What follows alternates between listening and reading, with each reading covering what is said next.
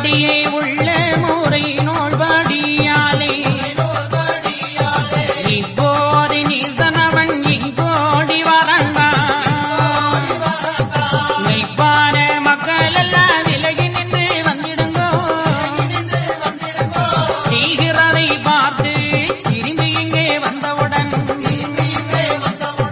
கையருகே உங்களையும் கட்டாய் வர அழைப்போ என்று அந்த மக்களுக்கு இயம்ப அவர் விலக செய்யாவாவி முடகோங்க உடனுமே கூட்டப்பாடையோடு கொக்கரித்தே துடியாய் கூட்டப்பாடையோடு கொக்கரித்தே துடியாய் சாட்டை வேறை போலே சாடி வந்தாங்க உடனோ சூழப்படையை சூதாரமா நிறுத்தி வேழம்பலரேவி வெடியாயுதத்துடனே வந்து வாழைந்தாரே வைகுண்டர் வாழ்வதி சிந்தைக்கு உயிரானே ஸ்ரீவல்பநாபருமே கவிழ்ந்தபதி வாசலிலே கட்டியலின் மேலிருக்கு அவிழ்ந்த துணியோடு அவர் இருக்கும் மாயமதை அறியாமலே நீசன் அணிவகுத்து தன்படையை குறியா வேடிக்காவே கூட்டமதில் நுழைந்து தந்தையாகிய நாராயணமூர்த்தியிடம் வைகுண்டப் பரம்பொருள் விஞ்சைகள் பெற்று பண்டு இருந்த தலத்தினை வந்திருந்து இருந்தனர் விஞ்சை பெற்று இருபுறம் முனிவர் சூழ பொருந்திடும் கமலமாது பூரண மதுவாய் நிற்க கரிந்திடும் ஈசப்பாவிகள் கயிறுவாள் வெடிகள் சூலம் புரிந்தவன் கோட்டி செய்து எம்பெருமானை சிறைபிடிப்பதற்காக சுவாமி தொப்பை நோக்கி வந்து கொண்டிருக்கின்றார்கள். அப்படி வந்து கொண்டிருக்கின்ற படைகளை எம்பெருமான் அறிந்து அவர் அருகில நின்ற மக்களை பார்த்து ஐயா சொல்வார்கள், மக்களே, முப்படியே உள்ள முறைநூற்படியாலே நான் தந்தையிடத்திலே பெற்ற உபதேசத்தின் பிரகாரம் இந்த நீச பாவிகள் எல்லாம் என்னை பிடிப்பதற்காக வருகின்றார்கள். ஆகவே மக்களே, நீங்கள் எல்லாம் சற்று முறையாமல் கொஞ்சம் ஒதுங்கி நில்லுங்கள் என்று மக்களை எம்பெருமான் உபதேசித்துக் கொண்டிருக்கின்றார். அந்த வேளையிலே நீச பாவிகள் எம்பெருமானை சிறைபிடிப்பதற்காக சுவாமி தோப்பை நோக்கி வருகின்றார்கள். சுவாமி தோப்பை வந்தடைகின்றார்கள். அங்கே ஐயாவை சூழ்ந்து அதிகமான மக்கள் இருந்து கொண்டிருக்கின்றார்கள். படை வருவதை அறிந்த மக்கள் ஆங்காங்கு ஒதுங்கி ஓடுகின்றார்கள். அப்போதுதான் பொறுதியாக இருந்த சான்றோர் மக்கள் பார்க்கின்றார்கள், ஆகா, நாம இத்தனை காலமும் அமைதியாக இருந்தோம், நீச பாவிகள் நம்மை படுத்திய கொடுமைகளை எல்லாம் ஏற்றுக்கொண்டோம், இனி நாமல் இப்படி இருக்கக்கூடாது. நமக்கு உதவி புரிய வந்த வைகுண்டரை, நம்முடைய தந்தையை பிடிப்பதற்காக நீச மன்னர்கள் வருகின்றார்கள். அவர்களை இரண்டில் ஒன்று பார்த்துவிட வேண்டும். ஆளுக்கு ஒருவனா ஆவானோ நீசனெல்லாம் தூளுவோலாக்க என்று துடியா எழுந்திருந்தார். ஆளுக்கு ஒருவனா ஆவானோ நீசனெல்லாம் தூளுவோலாக்க என்று அந்த சான்றோர் மக்கள் சீறு கொண்டு சினங்கொண்டு ஆடை மிக இறக்கி உல்லாசத்தை தொங்கலிட்டு படைதிரளாக சான்றோர் மக்கள் பண்பாக அந்த படைகளை எதிர்த்து நிற்கின்றார்கள். எதிர்த்து நின்ற சான்றோர் மக்களை பார்த்து எம்பெருமான் சொல்லுகின்றார்கள், கொதிக்கின்ற கோபமாதை புத்திதானே தானடக்கி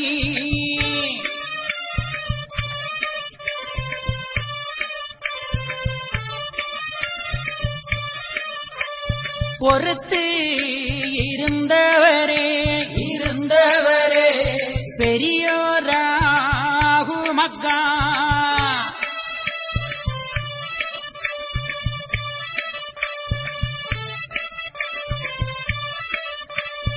அறுத்திட என்றாலே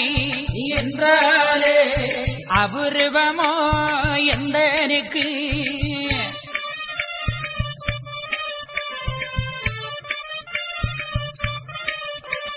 வம்பு செய்வதை பார்த்து வாதைக்க வந்தேன் அக்கூலத்தை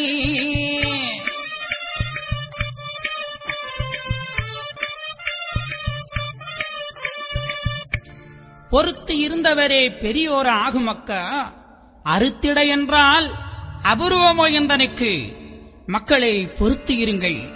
வம்பு செய்வதை பார்த்து வதைக்க வந்தேன் அக்குலத்தை.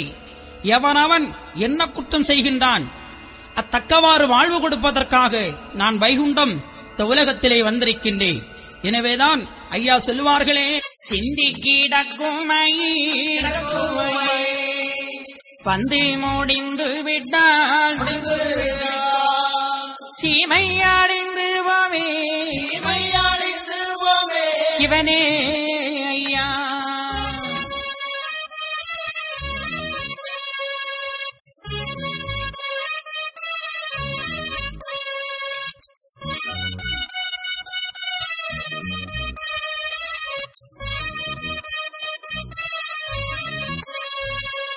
கைதட்டும் பொழுதோ கண் சிமிட்டும் நேரமோ கலியன் இருப்பதெல்லாம் சிவனே ஐயா.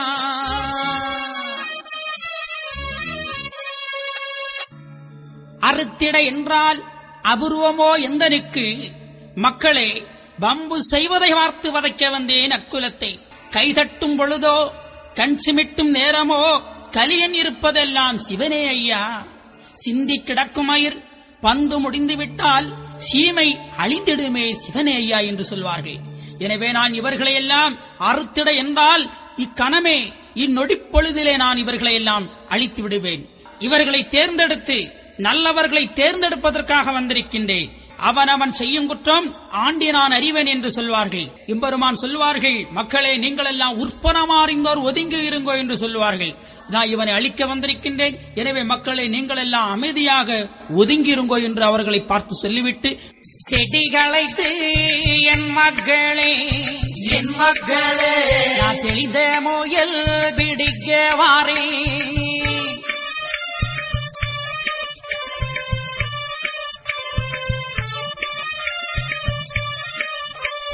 அதிகமுள்ள வெடிகள் கொண்டு அமைத்து வைத்து எடுத்திடுவே.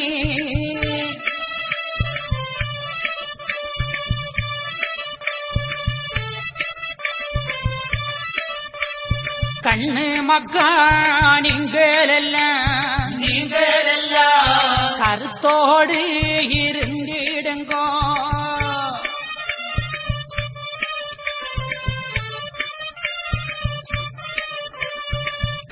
செடிகளைத்து என் மக்களே நான் தெளிந்த முயல் பிடிக்க வாரேன். அதிகமுள்ள வெடிகள் கொண்டு நான் அமைத்து வைத்து எடுத்திடுவேன். நல்லவர்களை தேர்ந்தெடுப்பதற்காக நான் இந்த உலகத்திலே வந்திருக்கின்றேன். சாஸ்திர நூல் சரிவத்த பேர்களுக்கு உபகாரம் செய்ய வந்திருக்கின்றேன். அன்பு, பொறுமை, தியாகம், நற்பண்பு, ஒழுக்கம், மானம் இவைகளோடு எவர்கள் வாழுகின்றார்களோ அவர்களை ஏற்றுக்கொள்ள நான் வல்லாத்தான் வைகுண்டம் வந்திருக்கின்றேன். மக்களே நீங்கள் எல்லாம் உறுதியாக இருங்கள், அன்பாயிருங்கள் என்று அந்த மக்களுக்கு உபதேசித்தார்கள். அவ்வாறே மக்களும் ஐயா சொல்லிவிட்டாரே நாம் என்ன செய்வது என்று தலைகுனிந்து அப்படியே தன்னுடைய கைகளை கடித்துக் கொண்டு ஒதுங்கி நிற்கின்றார்கள்.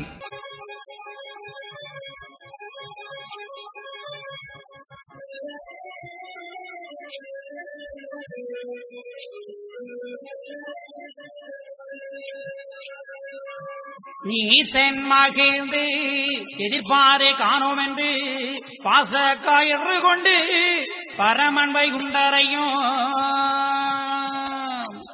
கட்டி இறக்கியல்லோ கைவெடியால் தான் இடித்து கெட்டி இறக்கியல்லோ கீழே போட்டு மிதித்து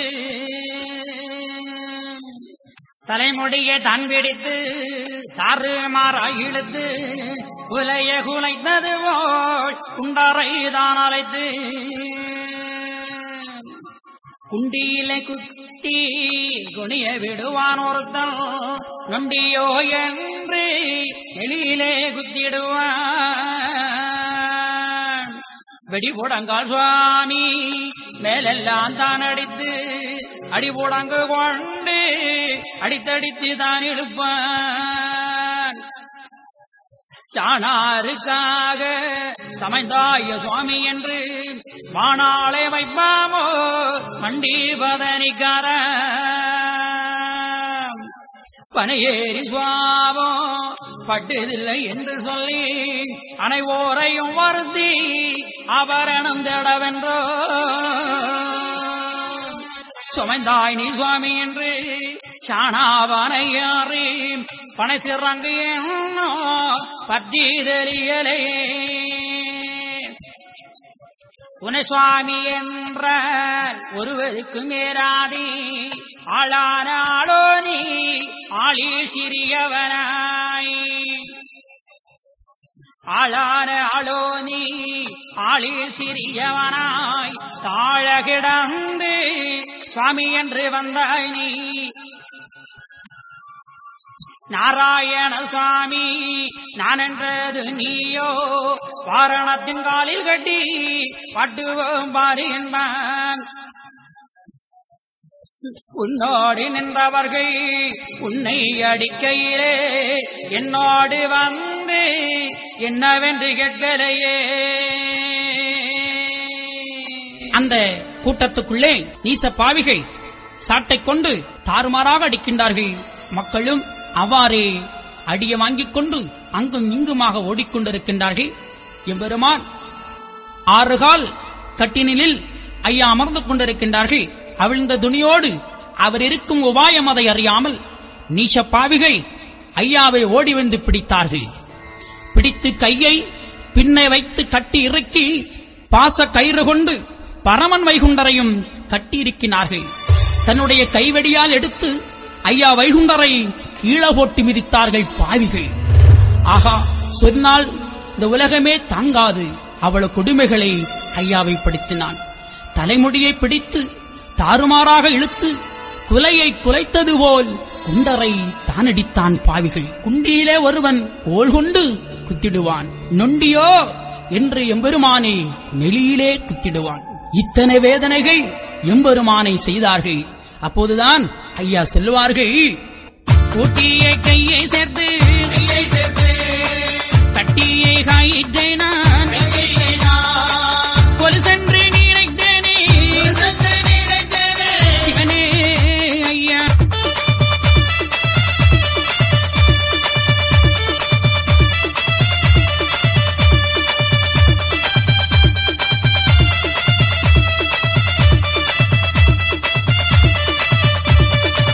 வெள்ளித்தடியை கொண்டு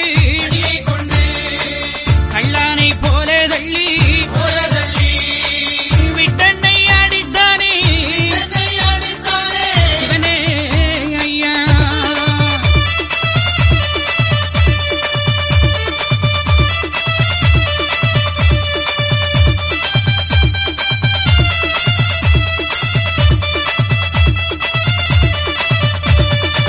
பகைவன் அடித்த அந்த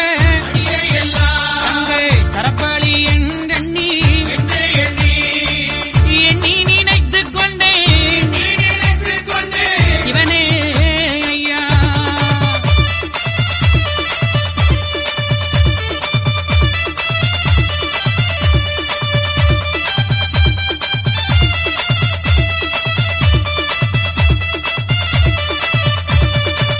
கந்தன் என்று அறியாமல் எந்தானை தொட்டடித்த கையிந்த நோகலையோ சிவனே ஐயா. கூட்டியை கையை சேர்த்து கட்டிய கயிற்றை நான் குலுசாக நினைத்தேனே என்று ஐயா சொல்லுவார்கள். வெள்ளி தடியைக் கொண்டு கள்ளனை போல தள்ளி விட்டன்னை அடித்தானே பாவினீசர்கள். ஐயோகான் சொன்னால் போதுமோ, பகைவன் அடித்த அந்த அடியை எல்லாம் ஆபரண மாலையாக நான் அகத்திலே அணிந்து கொண்டேன். கந்தன் என்று அறியாமல் எந்தனை தொட்டடித்த கைந்தான் ஓகலையோ என்று ஐயா அவர்களை இறக்கப்படுகின்றார்கள். ஆகா, பகவானை அடித்தால் அந்த அடி பகவானை சாருமா? அது சேராது. எனவேதான் மக்களை வருந்துகிறார்கள். அட பாவிகள் என்ன அடிக்கின்றார்களே, அவர் கை நோயிடுமே என்று கடவுள் அந்த அரக்கனுக்கு இரக்கம் காட்டுகின்றார் பாருங்கள். அதுதான் கடவுள் ஜீவகாரண்யமுடையவன். நாமளும் அந்த எண்ணம் வைத்திருக்கின்றோமா? இல்லை. எனவே ஒரு மனிதனுக்கு ஜீவகாருண்யம் வேணும். ஆகவேதான் அவன் கடவுள். நாம் இன்னும் கடவுள் தன்மை ஒருவன் வராமல் இருந்து கொண்டிருக்கின்றோம். ஒருவன் எப்படி கடவுள் தன்மை அவனுக்குள் வருகின்றதோ அப்போது எல்லா உயிரையும் தன் உயிராக பாவிப்பான். அப்போ அவனும் கடவுளாக மாறுகின்றான். எனவேதான் ஐயா சொல்வார்கள், என்னை அடித்த அந்த கை நோகலையோ, எப்பா பத்திரமாக என்ன அடிங்கப்பா. பாருங்க ஐயா தந்ததை பாத்தீங்களா, இதுதான் சிறப்பு. எனவே ஐயாவை அடிக்க மட்டுமான் செய்தான், பல வசைகளும் சொன்னான். எப்படி சாணாருக்காக சமைந்தாயோ நீ சுவாமி என்று வாணாள வைப்போமோ மண்டிப்பதனிக்காரா, வாணாள வைப்போமோ என் மண்டிப்பதனிக்காரா, நீ பண ஏறி லாபம் கிட்டுதலை என்று அனைவரையும் வருத்தி நீ ஆபரணம் தேடவென்றோ நீ சுவாமியாக வந்து சமைந்தாய். அட பாவிகள் எப்படி பேசுகிறார் பாருங்கள் ஐயாவை. அனைவரையும் வருத்தி ஆபரணம் தேடவென்றோ, தங்கம் பொருள் தேடவென்றோ இவர்களை எல்லாம் உன்னுடைய அருகில் நீ நிறுத்தி வைத்திருக்கின்றாய் என்றெல்லாம் பல வசைகள் ஐயாவை சொல்லி அந்த நீசப்பாவிகள் அடித்தார்கள். எனவேதான் இன்னும் பல வசைகளை சொல்லி ஐயாவை எப்படியெல்லாம் அடிக்கின்றார்கள். நீ பனையேறக்கூடிய சிறங்கு இன்னும் பற்றி தெளியலையே, நீ சுவாமி என்றால் ஒருவருக்கும் ஏறாதே, ஆளான ஆலோனி ஆளில் சிறியவனாய் தாழ கிடந்து சுவாமி என்று நீ வந்தாயோ, நாராயண சுவாமி என்றது நீதானோ, வாரணத்தின் காலில் கட்டி வாட்டுவோம் பார், உன்னை அக்கனியிலே தூக்கி போடுவேன் என்று நீசப்பாவிகள் ஐயாவை சொல்லுகின்றார்கள். அது மட்டுமா, மீண்டும் சொல்லுகின்றார்கள், உன்னோடு நின்றவர்கள் உன்னை அடிக்கையிலே என்னோடு வந்து ஏன் என்று கேட்கலையே, நீ சுவாமி என்றால் அவர்கள் என்னோடு வந்து கேட்டிருப்பார்களே, ஏன் கேட்கவில்லை, நீ கள்ள சுவாமி. அது மாதிரி நீ சுவாமி என்றால் நாங்க கட்டிய கயிறு உன்னுடைய கையிலே பற்றுமோ என்றெல்லாம் ஐயாவை வைதான். அப்போதுதான் ஐயா சொல்வார்கள், எனையவன் வைததெல்லாம் வாக்கு வாரந்தான் என்று எண்ணி நினைத்துக் கொண்டே சிவனே ஐயா, எனையவன் வைததெல்லாம் இது ஒரு வரந்தான் என்று எண்ணி ஐயா மனதுக்குள்ளே மகிழ்ந்தாராம். பாருங்கள், இப்படியே எம்பெருமானை அடித்து பல வேதனைகளை செய்து அங்கும் இங்குமாக இழுத்து கொண்டு போகின்றார்கள். ஐயாவை ஏசுவார் 1 கோடி, எரிவார் 1 கோடி சொல்லியே நகைப்பார்கள் சுத்தமுள்ள நாராயணரை. பல்லு உயிரும் படைத்த பரமனும் வாய் பேசாமல் அப்படியே கவிழ்ந்து கண்மூடி களிகூர்ந்தே அகமகிழ்ந்து எம்பெருமான் வேதனையோடு போய்கொண்டிருக்கின்றார்கள். வெடி கொண்டடிப்பார் எம்பெருமானை, இதோ உன்னை வெட்டி இப்போதே கொண்டு விடுவேன் என்று தன்னுடைய வாளை எடுத்துக் கொண்டு ஐயாவை வெட்ட ஓங்கிடுவார்கள். எம்பெருமான் அதையெல்லாம் சகித்துக் கொண்டு அப்படியே போகின்றார்கள். அப்போதுதான் அருகிருந்த மக்கள் எல்லாம், ஆகா, நம்மை காக்க வந்த கடவுளுக்கு இத்தனை பாடுகளா என்று அழுகின்றார்கள். எப்படி ஏழைக்காக இறங்கி ஐயா, இறங்கி ஐயா, நீ எங்கள் குலம் இதில் வந்தீ, கோளை குல நீசனெல்லாம் ஐயா, நீசனெல்லாம் கொண்டடிக்க வந்தானோ.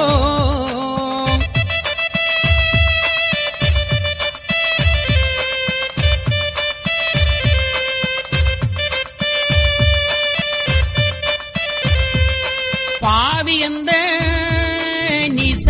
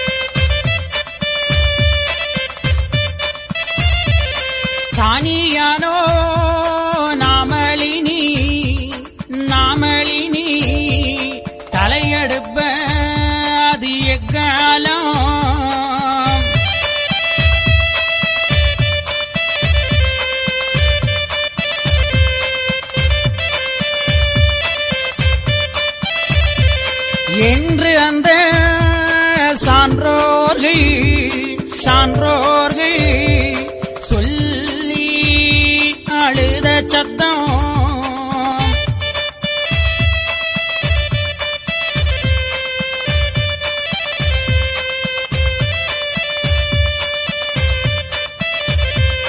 கன்றுக்கு இறங்கும்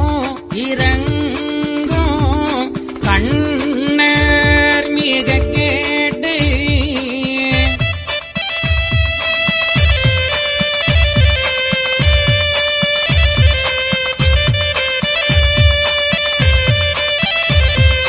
மலையதுங்கோ நீங்கள்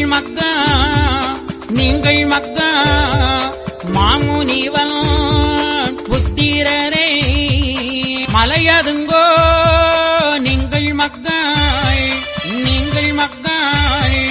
ஐயாவுடைய திருவானை இப்போமே தன்னில்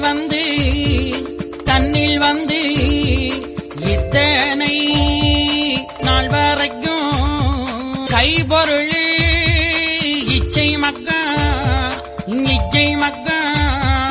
காரத்திலே மிக நினைத்து கைகூலி வேண்டியல்லோ கருமம் செய்தே ஆனாக்கால்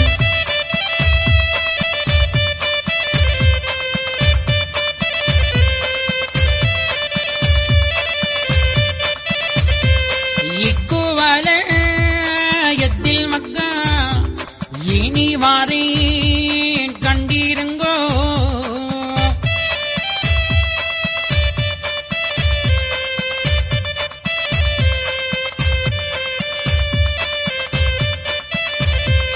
கர்மமாது நிச்சயித்து தாரணியில் வந்ததுண்டால்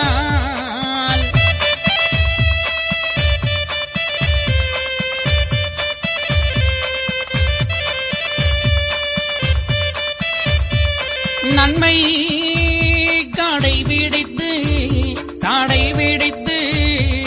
நான் வருவேன் நானிலத்தில்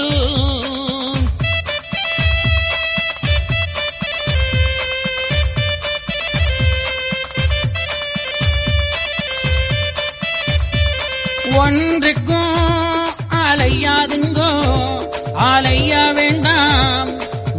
வேண்டாங்கான் உத்தமரை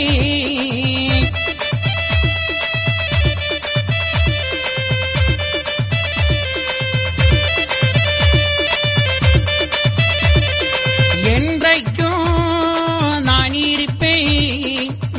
இருப்பேன் என் மக்கள் தங்களிடம்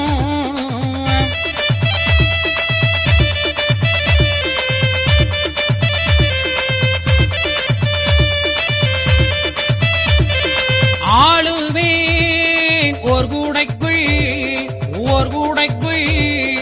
ஆன வைகுண்டமனாய்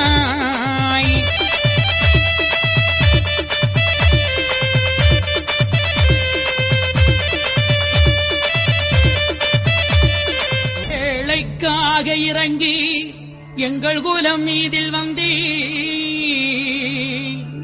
கோழை குல நீசன் கொண்டடிக்க வந்தானோ இந்த கோழைகுல நீசன் எல்லாம் உம்மை கொண்டடிக்க வந்தானோ அப்பப்பா என்றெல்லாம் அழுதார்கள். ஐயோ இனி நாமளெல்லாம் அலைந்து மிக போவோமே மெய்யோட குத்தி அந்த மக்கள் எல்லாம் அழுதார்கள். தாய் தகப்பன் இல்லை என்று தானடித்த நீசனெல்லாம் நாமெல்லாம் அனாதையாக வாழ்ந்து கொண்டிருந்தோம், இவர்களுக்கு அப்பா கிடையாது அம்மா கிடையாது என்று சொல்லியே அடித்தார்கள் இந்த மக்களை. ஆனா ஐயா வைகுண்ட சுவாமிகள் என்று இந்த உலகத்துக்கு வந்தார்களோ அன்று இந்த குலம் தழைக்கப்பட்டது. ஏழை எளியவர்கள் எல்லாம் சிறப்படைந்தார்கள், பெண்கள் வாழ்வு பெற்றார்கள், ஆலய வழிபாடு பெற்றார்கள், சம உரிமை பெற்றார்கள், இப்படியெல்லாம் கிடைத்தது. ஆனா இது இனி நாம இதை இழந்துருவோமோ என்று இந்த மக்கள் எல்லாம் பயந்தார்கள். இனி யாரு நம்ம ஏத்து கை தாரதுதான், இனி தனியாரோ முன்னால போல நாமளும் அயர வேண்டியதுதான், அன்றையப்பட்ட கஷ்டமும் இன்று நம்ம பட வேண்டியதுதான் அப்படி என்று அந்த மக்கள் எண்ணி வேதனைப்பட்டார்கள். அப்போதுதான் ஐயா அவர்களை பார்த்த ஐயா சொல்வார்கள், மக்களே ஏனப்பா நீங்க கலங்குகிறீர்கள், ஏன் கவலைப்படுகிறீர்கள், நீங்க கவலையே படாண்டா. ஏனென்றால் ஐயா சொல்வார்களே, எப்பா மலையாதுங்கோ நீங்கள் மாமுனிவன் புத்திரரே, அலையாதுங்கோ மக்கா ஐயாதிருவானே, ஏன் நீங்கள் கவலைப்படுகிறீர்கள்? ஆஹா ஏன் அப்பா, எதற்காக நீங்கள் பயப்பட வேண்டும்? இப்பூமிதனில் வந்து இத்தனை நாள் வரைக்கும் கை பொருளுக்கு கருத்தில் மிக நினைத்து கை கூலி வேண்டி கருமம் செய்தே ஆனாக்கா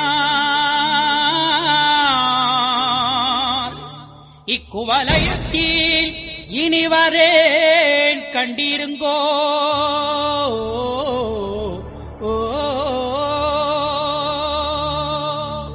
இத்தனை நாள் வரைக்கும் கைப்பொருளுக்கு இச்சை, கருத்தில் மிக நினைத்து கை கூலி வேண்டி நான் கர்மம் செய்தேன் ஆனாக்கால் இக்குவலயத்திலே வாரேன் கண்டிருங்கோ. ஐயா அந்த உலகத்திலே வந்திருந்து கர்மமாகத்தான் தாரணி உள்ளருக்கு கர்மம் அதை தீர்த்தார். ஐயா எவரோடும் கைக்கூலி காணிக்கை காவடி இவை போன்று ஒன்று வேண்டாம் என்று சொன்னார்கள் இல்லையா? ஐயா சொல்வார்களே, முக்காலும் காணிக்கையும் வேண்டி மாடப்பள்ளிகள்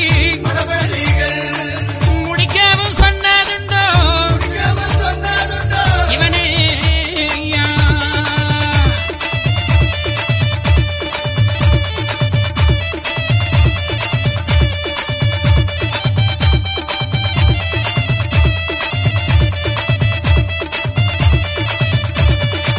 கும்பிக்கு இறை தேடி கொடுப்பார் முகம் பார்த்து கூடி தீர்ந்ததுண்டோ சிவனே.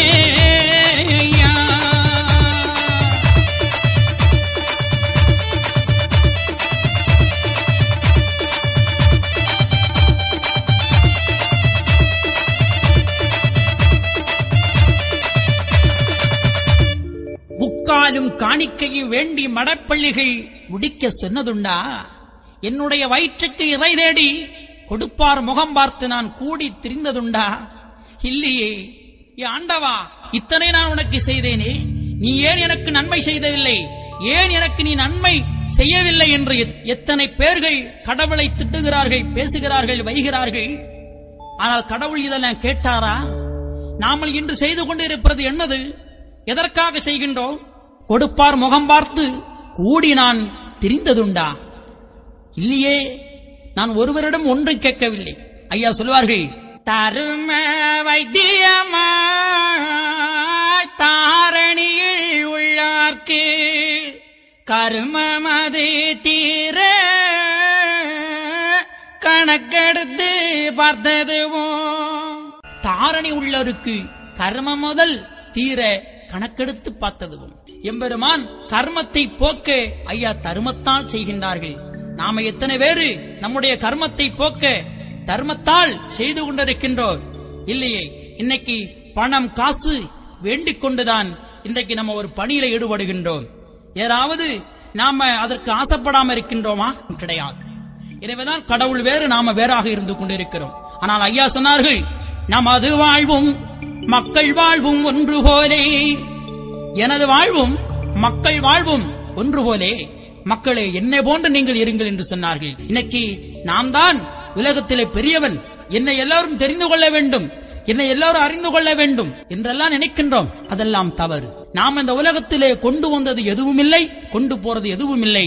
எல்லாம் படைத்த ஈஸ்வரனுக்கே, எல்லாம் அந்த வைகுண்டருக்கே, எல்லாம் அந்த பரம்பொருளுக்கு அர்ப்பணம் என்று தன்னை ஒரு தியாகத்தன்மையோடு கடவுளோடு ஒப்படையுங்கள். நிச்சயமாக நீங்களும் கடவுளாகலாம். இதுதான் ஐயா சொன்னார்கள். இந்த உபதேசத்தை ஐயா சொல்லுகின்றார்கள். நான் எதையெல்லாம் ஆசைப்பட்டது உண்டா? கிடையாது.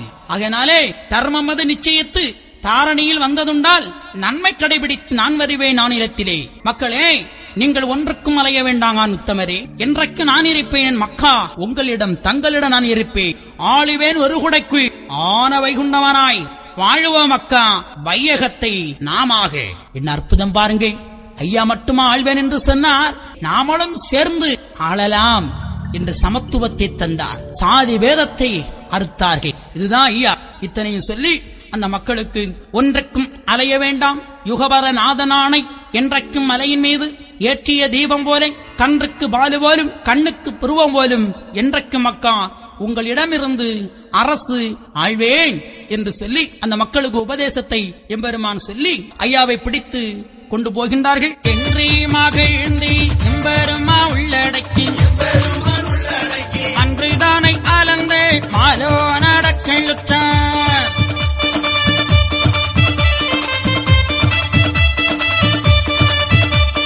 கெட்டின கெட்டை கிருக்கமுடன் தான் இருக்கேன், கட்டின கட்டோடை கடுநீசன் தான் நடத்தி.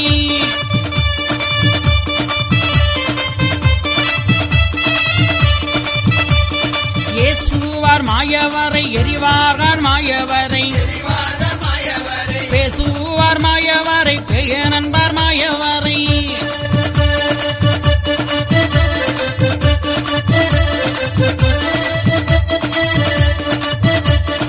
இப்படியே நீசன் குலங்கள் எல்லாம் மாயவரை, அப்படியே பேசி அடித்து மிக நடத்தி.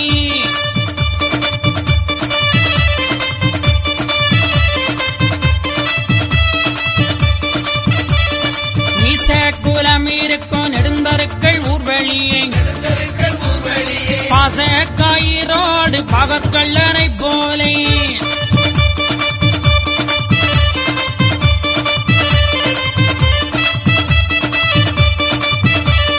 தெருவுக்கு தெருவு சிறு குழந்தை நீ சர்குலம், வருகின்ற மாயவனை மண்கட்டி பெத்தறிவார்.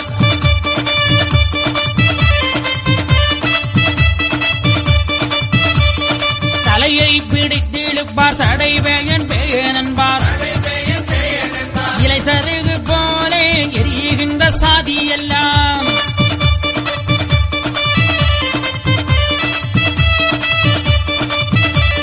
குண்டியிலே ஒருவன் கோல் கொண்டு குத்திடுவான், நொண்டியோ எழுந்து நெடியிலே குத்திடுவான்.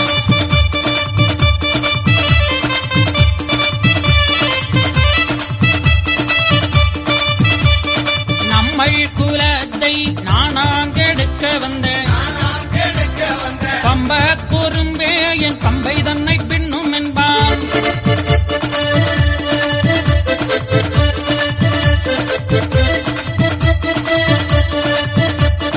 அதிலும் சிலவே அடடா போ என்று மதிலேறி வந்து மாமடவார் சிலர்கள்.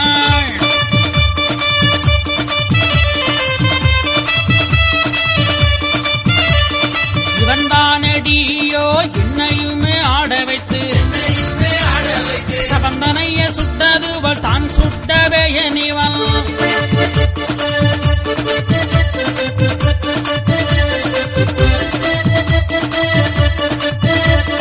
தலைமயிரை பானையில் தான் பங்கு வைத்திருக்கி குலையை குலைத்ததுவள் கொன்ற கோடும் பாவி இவன்.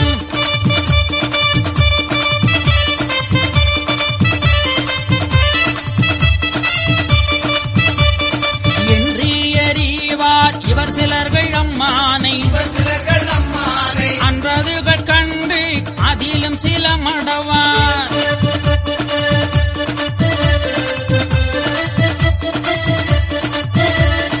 ஆமடியோ உங்களையும் அழைத்தானோ வீட்டில் வந்து, ஓமடியோ இந்த இருமாப்பு பேசாதுங்கோ.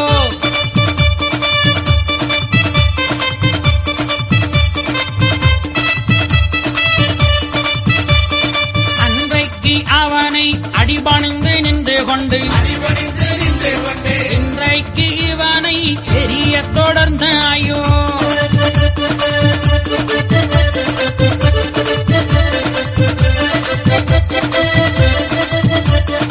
என்று சில பேர்கள் எரியாதே என்று உரைப்பார்.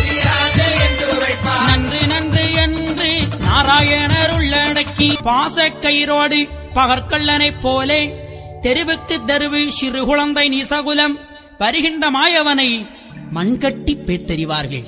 அட பாவி குலமே, ஐயாவுக்கு இந்த மக்களை காக்க வந்த கடவுளுக்கு சோதனையை பாருங்கள்.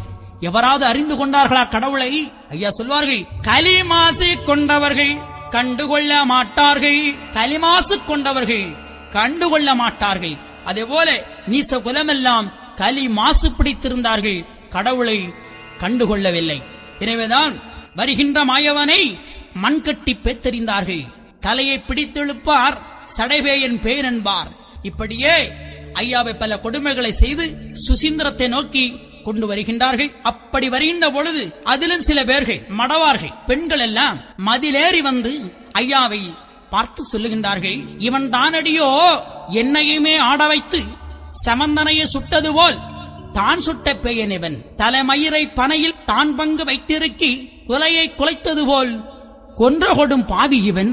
அட பாவி குலமே, அந்த பெண்கள் இப்படி பேசுகிறார்கள் பாருங்கள். ஏனென்றால் அவர்களுக்கு பேய் பிடித்திருந்தது. ஐயாவோடு வந்தார்கள், கடவுளே எனக்கு பேய் பிடித்திருக்குது, அந்த பேயை நீர் ஓட்டும் ஐயா என்று சொன்னார்கள். ஐயாவும் அந்த பேயை ஓட்டினார். அதற்கு நன்றி கடன் இந்த பெண்கள் எப்படி செலுத்துகிறார்கள் பாருங்கள். அதிலும் ஒரு சில பெண்கள் நல்லவர்கள், பெண்களே உங்களை வீட்டில் வந்து அழைத்தானா, என்னோடு வாருங்கள் என்று. நீங்கள் தானே போனீர்கள், எனக்கு நோய் வந்திருக்கிறது, எனக்கு பேய் பிடித்திருக்கிறது என்று. எனவே அவர் பேயை ஓட்டினார். அதற்கு நன்றி கடனா செலுத்துகிறீர்கள், இப்படி பேசுகிறீர்கள் என்று அந்த அம்மைமார்கள் ஒருவருக்கு ஒருவர் பேசிக் கொள்ளுகிறார்கள். அப்போதுதான் எம்பெருமான் மனதுக்குள்ளே எண்ணுகின்றார்கள், நீங்களே ஒருத்திக்கு ஒருத்தி உரைத்திருங்கோ, இந்த வழக்கு உங்களுக்குள்ளே தீரட்டும் என்று எம்பெருமான் வந்து கொண்டிருக்கின்றார். அப்படி வருகின்ற பொழுது தாவி சுசீந்திரம் தலநோக்கி கொண்டு சென்றார்கள். சுசீந்திரத்தில கொண்டு அனந்தபுரத்தை ஆண்ட நீச மன்னனிடம் கொண்டு ஐயாவை விட்டிருக்கின்றார்கள். ஐயாவை என்னென்ன சோதனைகள் எல்லாம் செய்கின்றான் பாருங்கள். கலிராசன் முன்பு ஐயா வைகுண்டரை கொண்டு நிறுத்தப்பட்டிருக்கின்றது.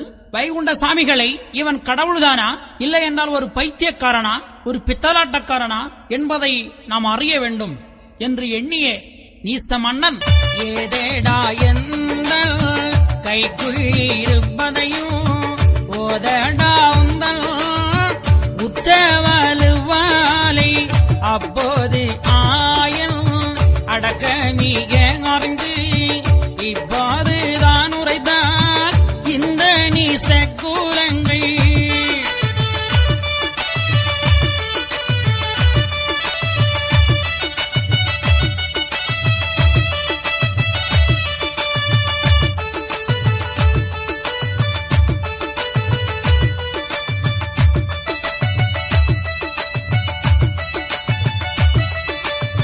கண்டுபிடித்து அல்லோ கட்டுவா நம்மையுமே தொண்டு செய்யும் சான்றோர்கள் துயரமது ஆறாது. நாம் நினைத்த காரியமும் நடவாது ஆனதினால் ஏனினைதான் சொல்ல போறோமென அடக்கி எல்லாம் படைத்த ஏகன் கிருபையென அல்லா நினைத்தபடி ஆகுமென உரைத்தார். அப்போதி நீசன் அவன் வெகுளியாய் உரைப்பான், இப்போதொரு மறுடாய் இவனே சுவாமியே என்று.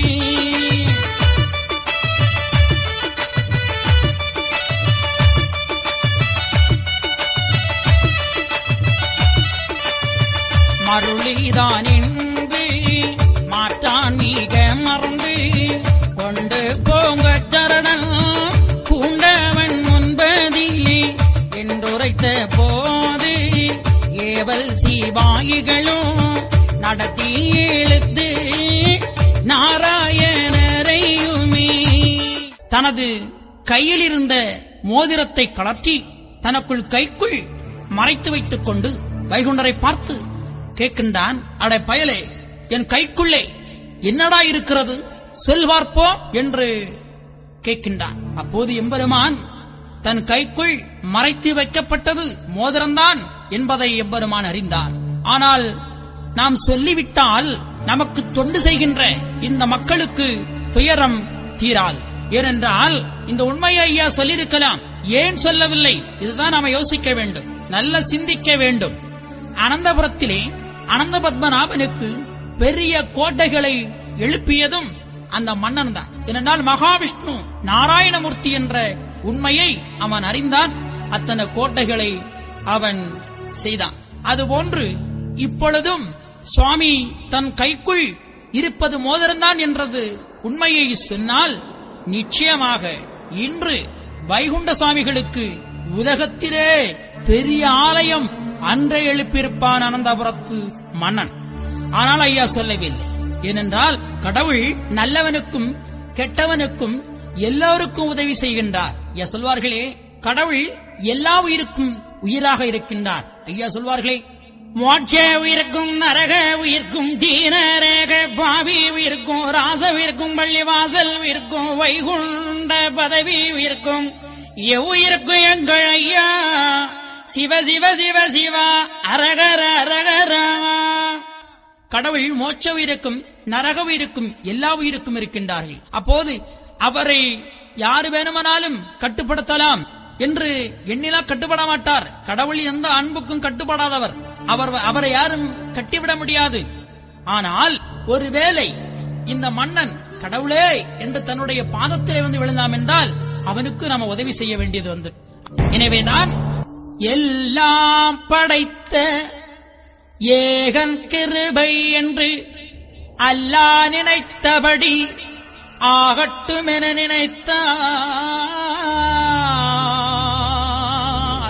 எல்லா ஏகன் கிருபை அல்லாஹ் நினைத்தபடி ஆகும் என எம்பெருமான் நினைத்தார். எனவே அப்போது நீச மன்னன் ஆஹா இவன் கடவுள் கிடையாது, எனவே சந்தோஷம் கொண்டு இவன் சாமி அல்ல, இது ஏதோ ஒரு மாயை, எனவே அவன் இனி வைகுண்டரை பல கொடுமைகளை செய்ய வேண்டும் என்று எண்ணி அவன் யாரங்கே மாறுமிங்கே இந்த ஷாரான் என்ற சாமியை இழுத்துக்கொண்டு சரணன் முன்பிலே கொண்டு விடுங்கள் என்று உத்தரவிட்டான். சரணன் முன்பிலே வைகுண்டரை கொண்டு நிறுத்தப்பட்டிருக்கின்றது. சரணனும் ஐயாவை இனி என்னென்ன கொடுமைகள் எல்லாம் செய்கின்றான் பாருங்கள். ஐயாவை கொண்டு கடத்தி சரணன் கண்டிருக்க கொண்டு விட்டார். உடனே சரணனும் பாயமதை பார்ப்போம் என்று தடதடனவை எழுந்து சாராயமானதிலே அஞ்சி வகன் அஞ்சி அதில் கலந்த மாபாவி நடத்தி இழுத்து நாராயணரையுமே கடத்தி சரணன் கண்டிருக்க கொண்டு விட்டார். நடத்தி இழுத்து நாராயணருமே கடத்தி சரணன் கண்டிருக்க கொண்டு விட்டார்கள். உடனே சரணனும் வைகுண்டருடைய உபாயமதை அறிய வேண்டும் என்று தடதடனவை எழுந்து சாராயமானதிலே 5 வகையான 5 வகையான நஞ்சை எடுத்து அந்த சாராயமானதிலே கலந்து வைகுண்டரை குடிக்கும்படி உத்தரவிடுகின்றான். வைகுண்டரும் அதை அன்பாக ஏற்று ஐயா சொல்வார்கள், பச்சை நாவியை போட்டு பாலென்று கொண்டு தர பாலாயிருந்தனையோ சிவனே ஐயா. பச்சை நாவியை பாலென்று போட்டு தர பாலா இருந்ததையோ சிவனே ஐயா என்று ஐயா சொல்லுவார்கள். ஐயா சொல்லுவார்கள், காலனை காலால் உதைத்த கடவுளார் வேண்டி அகமேற்றார் வேதநாராயணரும். அந்த நஞ்சிட்ட பாலை பால் இல்லை என்று நல்ல பால் தான் என்று கொடுத்த அந்த பாலை எம்பெருமான் வேண்டி பச்சை நாவியை பால் என்று போட்டுதர பாலா இருந்தார். ஐயா சொல்வார்கள், காலனை காலால் உதைத்த கடவுளாரகமகிழ்ந்து வேண்டி அகமேற்ற வேதநாராயணரும். காலனை காலால் உதைத்த கடவுளார் அகமகிழ்ந்து வேண்டி அகமேற்றார் வேதநாராயணரும். அந்த நஞ்சிட்ட சாராயத்தை நல்ல பாலாக எம்பெருமான் அதை அறிந்தினார். மார்க்கண்டேனுக்கு எப்படி வயது 16 இருக்க வேண்டும் என்று அந்த மார்க்கண்டேயன் பக்தி மறவாமல் அந்த ஈஸ்வரனை அனுதினமும் தியானித்து அவனுடைய திருவடியை பணிந்தான். அந்த 16 வயது உடைய அந்த மார்க்கண்டேயனை உயிரை வாங்க வேண்டும் என்று சொல்லி யமன் வருகின்றான். யமன் பாச கயிறை போடுகின்றான். அந்த பாச கயிறோ ஈஸ்வரனுடைய சிவலிங்கத்தை பற்றிச்சு. ஈஸ்வரன் அந்த யமனை காலால் உதைத்தான். எப்படி அந்த மார்க்கண்டேயனுடைய பக்தியை பாருங்கள். இந்த பக்தி எவருக்கு இருந்தாலும் சரி, என்றும் 16 தான், என்றும் அவர்களுக்கு சிறப்பு. ஐயா சொல்வார்களே, பக்தி மறவாமல் பயந்தளிந்து மாமகனே, பக்தி மறவாமல் பயந்தளிந்து வா என் மகனே என்று சொல்வார்கள். எவன் ஒருவன் பக்தி மறவாமல் இருக்கின்றானோ அவர்களுக்கு என்றுமே வயது 16 தான். அந்த மார்க்கண்டேனுக்கு எப்படி வயது 16ஓ அதுபோன்று இந்த உலக மக்களுக்குமே. உடல் அழியும், ஆனா ஆன்மா அழியாது. அந்த ஆன்மா அழியாதிருக்கத்தான் கடவுள் ஆன்மாவை எழுச்சி செய்வதற்காக அகில திரட்டு என்றால் ஆன்மா முக்தி அடையச் செய்வது வழி. எனவேதான் அகில திரட்டை அம்மானையாக ஐயா நமக்கு தந்தார்கள். எனவேதான் ஐயா சொல்வார்கள், காலனை காலால் உதைத்த கடவுள் அதை வேண்டி அகமேற்றார். இப்படி எம்பெருமான் அந்த நஞ்சிட்ட பாலை அருந்தி எப்படி ஒரு மயக்கம் வருமோ அதுபோன்று பொன்னர் மயக்கம் பெரிய மயக்கமாதால் அப்படி இருக்கின்றார். மயக்கத்தை, அதாவது மயக்கமாக கடவுள் இருக்கின்றார். அந்த சரணன் நினைக்கின்றான், ஆஹா நாம கொடுத்த அந்த நஞ்சி இப்பதான் வேலை செய்திருக்கின்றது, அந்த பண்டாரத்தை கொன்றுவிடும் என்று நினைத்தான். ஆனா எம்பெருமானோ அப்படி ஒரு பாவனை, மயக்கம் போல ஒரு பாவனை வைத்தார். இவன் செத்துவிட்டான் என்று அறிந்து செத்த பிரேதங்களை போடக்கூடிய அந்த பிரேத அறைக்குள்ளே கொண்டு ஐயாவை அடைக்கச் செய்தார். பாவி நீச பாவிகள், ஐயாவை அந்த பிரேத அறைக்குள்ளே கொண்டு போடுங்கள் என்று உத்தரவிடுகின்றான். சரடன் உத்தரவோடி அப்படியே ஐயாவை கொண்டு அந்த கொடும்பாவியும் கொண்டு ஐயாவை பிரேத அறைக்குள்ளே கொண்டு அடைக்கின்றார்கள். எம்பெருமானும் சொல்லுகின்றார், பாருங்கள், பாவி என்னையோ உலகாணி யாரையிலே கொண்டு போய் அடைத்தானே சிவனே ஐயா.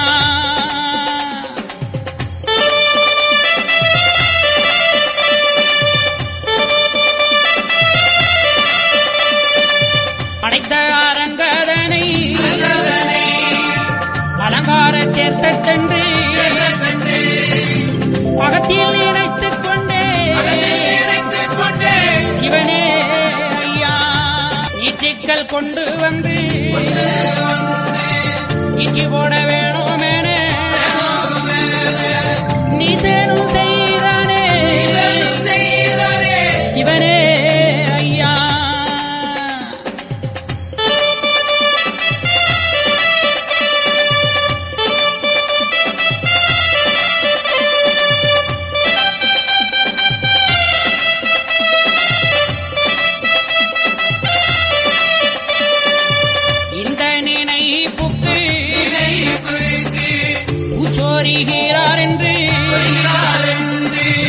எண்ணி நினைத்துக் கொண்டே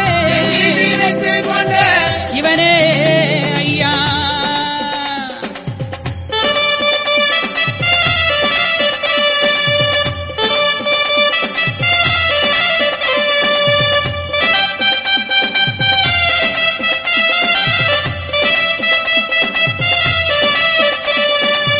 நெய் ஊற்றி கட்டையடிக்கி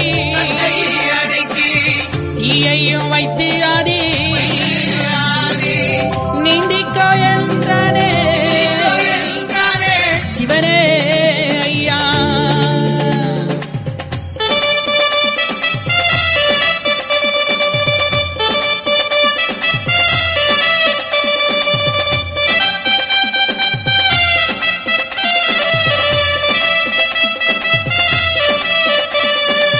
புளியாத மேனி குளிக்க நாளாச்சுதென்று குளிவாட்டு நின்றதையோ சிவனே ஐயா.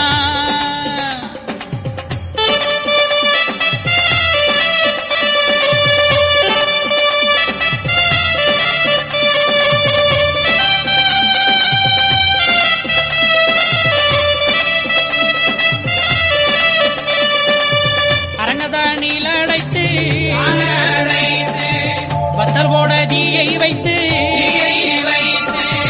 அசையாமல் இருந்தனையோ சிவனே ஐயா. கொடும்பாவி எண்ணையும் புழுகானி அறையினிலே கொண்டு போய் அடைத்தானே சிவனே ஐயா. அடைத்த அரங்கதனை அலங்கார தேர் தட்டு என்று நான் நினைத்துக் கொண்டேன். நீச்சுக்கள் கொண்டு வந்து நீந்தி போட வேணுமென்று நீசனும் செய்தானே சிவனே ஐயா, இந்த நினைப்புக்கு பூச்சொரிகிறேன். அப்படியே எம்பெருமான் சுண்ணாம்பு காலவாயில கொண்டு நிறுத்தப்பட்டு ஐயாவை சுண்ணாம்பு காலவாயில கொண்டு அடைக்கின்றார்கள். எம்பெருமான் அப்படி அன்று பூத்த தாமரை இதழ் போன்று ஐயா புன்னகையோடு மறந்து வந்ததாக செல்லுவார்கள். எனவே இந்த பண்டாரத்தை எப்படியும் கொண்டுவிட வேண்டும் என்று எண்ணிய நீசர்கள் நெய் ஊற்றி கட்டையடிக்கி தீயையும் வைத்து அதுல நீந்திக் கொடுகின்றார்கள். எப்படி ஒரு குளத்துல நாம நீச்சல் அடிப்போமோ அதுபோன்று ஐயாவை அக்கினிக்குள்ளே நீச்சல் அடிக்கச் சொன்னான். கடவுளுக்கு இதெல்லாம் ஒரு பெரிதா? கடவுள் என ஓரடியாளந்தவர், படைத்து நிறைந்தவன், பாலன் வடிவு கொண்டவன், எங்கும் நிறைந்தவன், ஏக பரம்பொருள், பரம்பொருள், பிரணவநாதன், எங்கும் நிறைந்தவன், ஒளியானவன், எங்குமாக நின்றவன் கடவுள். எனவே அவனுக்கு அக்கனிக்குள்ளே நீச்சல் அடிக்க முடியாதா? அற்புதமாக குளியாத மேனியில் குளிக்க நாள் ஆற்றுதே, குழி போட்டு நின்றனையோ என்று சொல்வார்கள். அது மட்டுமா? காற்று போகாத அறைக்குள்ளே கொண்டு ஐயாவை அடைத்து அதுல வத்தல் போட்டு தீயை வைத்தான் சாகட்டும் என்று. எம்பெருமான் அப்படியே அதிலிருந்து ஐயா மீண்டு வந்தார். இப்படி பல சோதனைகள் செய்தார்கள். ஆனால் நாம் தயவு செய்து மக்களை, நீங்கள் அகிலத்தை படித்து பாருங்கள். மக்களை எத்தனை துயரம் படுத்திருக்கின்றான். அந்த துயரை போக்க வந்த கடவுள் மக்களை எத்தனை துயர் படுத்திருக்கின்றான் ஈச மன்னன். அதைவிட நம்மை காக்க வந்த கடவுளுக்கு எத்தனை துயர் என்பதை படித்தால் அறிய முடியும். ஐயா சொல்வார்கள், வச்சுகந்து பார்ப்பீரால் வாழி தெரியும் இந்த எட்டில் என்னவோ என்று எண்ண வைத்து கேட்பீரால் அன்ன முதல் அத்து ஆக்கினைக்கு உள்ளாவார். வச்சி உகந்து பார்ப்பீரால் வழி தெரியும் இந்த ஏட்டில் என்னவோ என்று எண்ண வைத்து கேட்பீரால் அன்ன முதலத்து ஆக்கினைக்கு உள்ளாவீர். அன்னம் என்றால் ஞானம். ஞானம் இல்லாமல் போவார்கள். ஒரு பக்தன், ஒரு தாசன், ஒரு பக்தன் எப்பொழுதும் கடவுளுடைய நாமத்தையும் அவருடைய வரலாறுகளையும் படித்துக் கொண்டே இருக்கணும், கேட்டுக்கொண்டே இருக்கணும். அப்போதுதான் அவன் பாவத்திலிருந்து விடுபடுகின்றான். எனவே ஐயா சொன்னார்கள், படித்தோர் கேட்டோர் நல்ல ஊரை நவிழ்ந்து கற்றோர் ஆறாரும் பெற்று அகமே கூர்ந்து அன்றோழி காலம் வாழுவீர் என்று சொன்னார்கள். இனி பிறவியில்லாத வாழ்க்கை உங்களுக்கு. எனவே கடவுளுடைய நாமத்தை ஒவ்வொருவரும் உச்சாடனம் செய்யுங்கள். அவருடைய நாமத்தை மக்களே அனுதினமும் சொல்லுங்கள். நம்ம பாவத்திலிருந்து விடுபடலாம். இறைவனுடைய இந்த வரலாறுகளை நாம் படிக்கின்ற பொழுது நம்ம பாவமெல்லாம் நீக்கப்படுகிறது ஐயா. இதுதான் ஐயா நமக்கு தந்த பொக்கிஷம் ஐயா. எனவே மக்களே, ஐயாவுடைய கொடுமைகள் எல்லாம் நம்ம கேட்டு கண்ணீர் மல்கணும் ஐயா. பெரியவங்க சொல்லுவாங்க, காதலாகி கசிந்து கண்ணீர் மல்கி ஓதுவார் தம்மை நன்னறிக்க வைப்பது காதலாகி கசியினம் ஐயா. கடவுளுடைய நாமத்தை சொல்வதற்கு அழுது புலம்பி கேட்கணும். அப்பதான் நமக்கு சொர்க்கம். ஒரு முறை பாருங்கள், அம்மை பத்ரகாளியை சிறை வைத்திருக்கின்றார்கள். சிறை வைக்கப்பட்டிருக்கின்ற பொழுது நாராயணமூர்த்தி சோர்மானிடம் சொல்லுவார்கள், மைத்துனா, காளிக்கு சிறை வாய்த்ததென்றால் ஆருக்கும் சுகம் வாய்க்குமோ இந்த உலகத்தில். ஆகவே இந்த கலியை அழிக்க நாம் எல்லாம் இனி முற்பட வேண்டும் என்று சொல்லுகின்றார். அதற்கு ஈஸ்வரன் சொல்லுவார், உலகத்தை படைத்த ஈஸ்வரன், நமக்குள் உயிருக்கு உயிராயிருக்கக்கூடிய ஈஸ்வரன் நாராயணமூர்த்தியிடம் சொல்வார், பாருங்கள் மைத்துனா, கடனாகான் என்னோடு கலங்கு மொழி பேசுவது நானோகான் தடுத்தேன், நாட்டுக்களி நீட்டறுக்க ஏனோகான் மைத்துனரே என்னோடு இந்த மொழி நீர் உரைப்பது நியாயம்தானா? தங்களுக்குத்தான் எல்லா கடமையும், தங்களுக்குத்தான் எல்லாம் தெரியும். நீங்கள் தான் இந்த கலியை அழிக்க எல்லாம் நீர் செய்ய வேண்டும். எனக்கு ஒன்றும் முடியாது. எனவே சோர்மான் சொல்லுகின்றார், பாருங்கள், எப்போ கலி அழித்து எங்களுக்கு நற்பேறு எப்போது தருவீர் என்று இருக்குதே எங்கள் நெஞ்சி.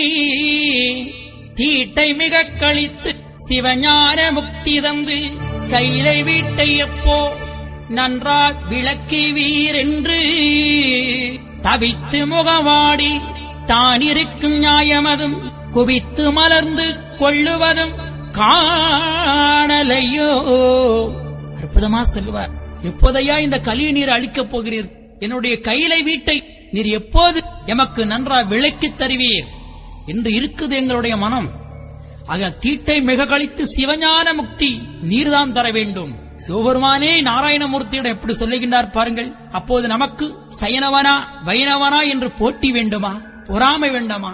சாதிச்சண்டை, மதச்சண்டை, சங்கச்சண்டை வேண்டுமா? வேண்டாம். எல்லாம் ஒன்று, எல்லாம் பரம்பொருளே என்று அகிலத்தின் செய்தி நமக்கு சொல்லுகின்றது. மக்களை நன்றாக தெரிந்து கொள்ளுங்கள். எனவே அந்த சிவபெருமானுக்கும் கையிலையை மீட்டுக் கொடுத்தார் நாராயணமூர்த்தி. இதுவேதான் இத்தனை கொடுமைகளும் ஈச பாவிகள் செய்கின்றார்கள். சொல்லலாம், சொல்லிக்கொண்டே போகலாம். இதனால் சொல்லால் அடக்கப்பட முடியாது கடவுளை. எனவே ஐயாவை மீண்டும் மோழுக்குழி மோது மதனவை புழுக்கள் தோளுவழி புழுக்கள் தூணி மிகச் சரிய அட்டை ஈ தேள் மிதக்க அந்த நாற்றத்துறைக்குள்ளே கொண்டு ஐயாவை போட்டு பல கொடுமைகளை செய்தார்கள்.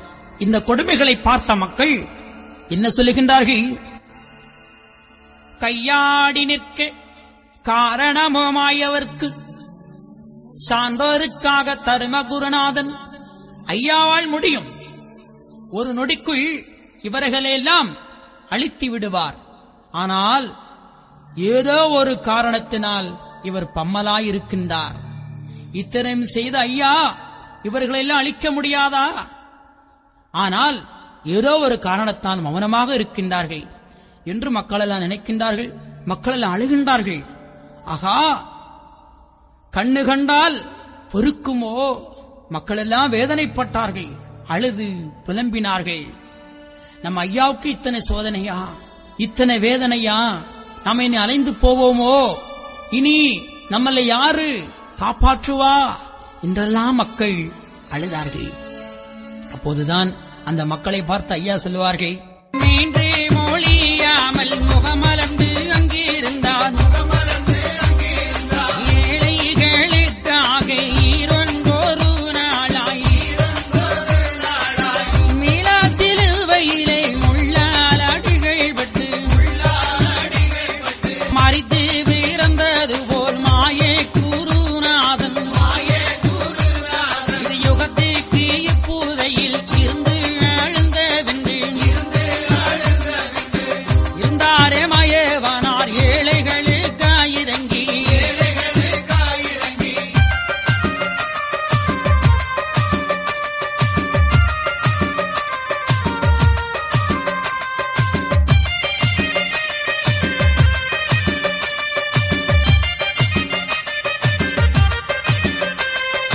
இருந்தாரே மயவனார் ஏழைகளுக்காயிரங்கி. கருந்தாரமாறன் கருத்தில் மிக அடக்கி எல்லாம் அடக்கி இருக்கும் அந்த நாளையிலே பொல்லாத கலியன் புறப்பட்டான் மெற்கனவே. பேயனையோ இங்கே கொடுவாரும் என்று அப்போது சொல்லி அவன் நடந்தான் மேற்கனவே. இப்போ வைகுண்ட சுவாமியாக மகாவிஷ்ணு இங்கே வைகுண்டமாக வந்து பிறந்திருக்கின்றார் என்ற உண்மையை அகிலத்தின் வாயிலாக நமக்கு சொல்லுகின்றார்கள். எங்கெல்லாம் மக்கள் கஷ்டப்படுகின்றார்களோ அங்கு ஏதோ ஒரு உருவத்திலே கடவுள் தோன்றுகின்றார். இதுதான் ஐயாவளி என்பது ஒரு மகத்துவம், ஒரு ஒற்றுமை. கடவுளை பிரித்து பார்ப்பது கிடையாது. ஒன்றே கடவுள், ஒன்றே குலம், ஒருவனே தேவன் என்ற உண்மையை அகிலத்திரட்டாமனை நமக்கு நன்றாக விளக்குகின்றது. ஐயா சொல்வார்கள், அன்று ஏழைகளுக்காக நாம் மீளா சிலுவையிலே முள்ளாலடிகள் பட்டு என்னை ஆணி அடித்து என்னை வேதனைப்படுத்தினார்கள். அதையெல்லாம் நான் சகித்துக் கொண்டு இந்த மக்களுக்கு நான் பல நன்மைகளை செய்து அவர்களுக்கு சிறப்பான வாழ்க்கையை கொடுத்தேன். எனவே இது யுகத்துக்கு இப்புறையில் இருந்து அளந்தவென்று இருந்தாரே மாயவனார் ஏழைகளுக்காக இறங்கி கருந்தார் மார்பன் கருத்தில் மிக அடக்கி எல்லாம் அடக்கி இருக்கும் அந்த நாளையிலே இனி எம்பெருமானை இங்கு வைக்கக்கூடாது. இந்த மன்னன் நினைக்கின்றான், நாம் ஆளுகின்ற தலைநகரான அனந்தபுரத்துக்கு இந்த பண்டாரத்தை கொண்டு போக வேண்டும். இங்கு வைத்து எத்தனை சோதனைகளோ நாம் வைத்து பார்த்தோம், இந்த பண்டாரத்தை கொல்ல முடியவில்லை. ஆகையால் நம்முடைய இடத்துக்கு கொண்டு போய் இவனை சிறை வைக்க வேண்டும் என்று எண்ணிய நீச மன்னன் அந்த சீவாய்மார்களை உத்தரவிடுகின்றான். சீவாய்மார்களே, நான் மேற்கு செல்லுகின்றேன். இந்த பண்டார என்ற இந்த பைத்தியக்காரனை உடனடியாக இழுத்து நம்முடைய நாட்டுக்கு கொண்டு வாருங்கள், நம்முடைய தலைநகருக்கு கொண்டு வாருங்கள் என்று சொல்லி அந்த மன்னன் அங்கிருந்து புறப்பட்டான். தன்னுடைய தலைநகரான அனந்தபுரத்துக்கு எழுந்து சென்றான். அதுபோன்று எம்பெருமானையும் அனந்தபுரத்துக்கு கொண்டு போக வேண்டும் என்று சொல்லி கொண்டு போகின்றார்கள். கொண்டு போனாரே கோட்டாற்று ஊரோடே கண்டு பெறும் பாவியெல்லாம் கட்டி கொண்டு தானறிய எரிவார் சில பேர்கள், ஏசுவார் சில பேர்கள். வெறி பேயன் பேயன் என்று விரட்டியே மிக எறிவார்கள். ஐயாவே, ஐயா எல்லாம் அடக்கி மாய நெடுமாலும் கனத்த திருமேனி கண் கவழ்ந்துதான் நடந்தாரே கோட்டாறு நல்ல பிடாகை விட்டு கடந்தாரை சுங்கான் கடையல்கை தானே விட்டு பல்பனாபுரத்து எல்கை பார்த்து தெருவோட உற்பனமாயன் உள் தெருவோடே நடக்க. ஆகாத பாவியெல்லாம் அவரை கண்டு பழித்து வாயார பேசினார்கள். அதில் சில அன்போர்கள் அவரை கண்டு பணிந்து, இதனால் வரையும் இவர் நடந்த சட்டமதில் புல்லாங்கு செய்தாரான பேரு நான் கேட்டதில்லையே, இவர் செய்த தர்மமே காக்கும் என்று சில மக்கள் எல்லாம் நினைத்தார்கள். பெரியவர்கள் கூட சொல்வார்கள், தர்மம் தலை காக்கும் சமயத்தில் அது உயிர் காக்கும் என்று. அந்த வரலாறை அங்கே நினைவுபடுத்துகின்றார்கள். எனவே போனாரே தக்கலையின் புரைக்குள்ளையும் இருந்து தக்கலையிலையும் 3 நாட்கள் ஐயாவை சிறைவிக்கின்றான். அங்கிருந்து அங்கே சிறையை மீட்டிக் கொண்டு மீண்டும் எம்பெருமானை அனந்தபுரத்துக்கு கொண்டு போகின்றார்கள். வாரிக்கரையும் வாய்த்த நதிக்கரையும் சீரியநாதன் சென்று கண்டே நடந்து திருவனந்த நல்லபுர எழுகை கண்டு அடர்ந்த மரச்சோலை அடவி வனங்கள் கடந்து கண்டு கொண்டார் எம்பெருமான் கண்கொள்ளா காட்சியுடன். அனந்தபுரத்துக்கு கொண்டு ஐயாவை கொண்டு விட்டிருக்கின்றார்கள். அப்போது அனந்தபுரம் அன்று ஒரு காடாக இருந்தது. ஐயா அங்கு சென்ற காரணத்தினால் அது திருவனந்தபுரம் என்று மாறியது. அது ஒரு காடு, இப்போ ஒரு பெரிய சிட்டி. ஐயா எங்கு சென்றாலும் கடவுள் எங்கெல்லாம் இருக்கின்றாரோ, கடவுள் இந்த உலகத்தில் எங்கும் நிறைந்திருக்கின்றான். ஆனால் அவர் ஒரு வடிவம் கொண்டு வருகின்றார். அப்போது அந்த இடம் வெகு சிறப்படைகின்றது. எனவேதான் கடவுளுக்கு அந்த நினைவு வருகின்றது. நாம் பண்டு இங்கே வந்திருக்கின்றோம். இந்த நினைவை ஐயா நினைவுபடுத்துகின்றார். அன்று ஸ்ரீ பத்மநாப சுவாமியாக இருக்கின்ற பொழுது நீச மன்னனுக்கு சொன்ன புத்தியை ஐயா எண்ணுகின்றார்கள். அனந்தபுரத்திலே ஆண்டு வந்த நீச மன்னன் சான்றோர் மக்களை பல கொடுமைகளை செய்கின்றான். அப்போது அந்த ஈச மன்னனை பார்த்து ஐயா சொல்வார்கள், நமக்கு நாள்தோறும் ஊழியங்கள் செய்கின்ற இந்த சான்றோர் மக்களை நீ கொடுமைப்படுத்தது நியாயமில்லை, அவர்களை விட்டுவிடு என்று ஐயா புத்தி சொன்னார்கள். ஆனால் அந்த மன்னனோ கேட்டானா? இல்லை. சுவாமியை வாடா போடா என்றெல்லாம் ஐயாவை பேசினார். நீர்தானும் அந்த சான்றோர் அந்த சாணாரிடத்திலே உறைந்திருக்க, ஆனாலும் இவர்களுக்கு வைத்த இறையை நான் மாற்றி வைப்பதில்லை, நான் கேட்பதில்லை, இவர்களை இப்படிதான் கொடுமைப்படுத்துவேன் என்று ஐயாவே எதிர்த்து பேசினான். சுவாமியை வாடா போடா என்று சொன்னான். என்னுடைய ஊரை விட்டு நீ ஓடிப்போ என்று சொன்னான். அப்போதுதான் ஐயா சொல்வார்கள், போரே நான் உன்னுடைய பூரத்தை விட்டு செந்தூரு, வாரே நான் உன்னை வாதைக்க ஒரு கோலமீட்டு, எளிய சாணனவே எண்ண வைத்து எந்தனையும் நலியாக பேசி நகைத்தாயே மானீசா.